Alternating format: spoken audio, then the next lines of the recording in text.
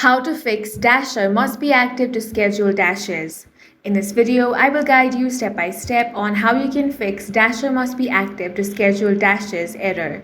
The first thing you want to do is make sure you're using the latest version of the Dasher app. To check, open up Play Store or App Store, then search DoorDash driver or Dasher. Then, if you find the update option here, tap on that and update the application to the latest version. Now check if your issue is fixed. If it is still not fixed, you simply want to uninstall the app. Once you uninstall it, you again want to reinstall it from Play Store or App Store.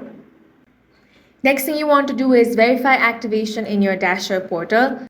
Head to Dasher portal or check your email for activation confirmation. Make sure you have completed any required background checks and vehicle inspection. If nothing else works, you want to contact support or file an appeal. If your account shows deactivated or not yet approved, visit DoorDasher Deactivation Appeals on your browser, fill out the appeal form and include any supporting documents like proof of clearance or completed training certificates. Submit the form and monitor your email for DoorDash response. And that's all for this video. If you found it useful, make sure to hit the like button and subscribe for more videos like this.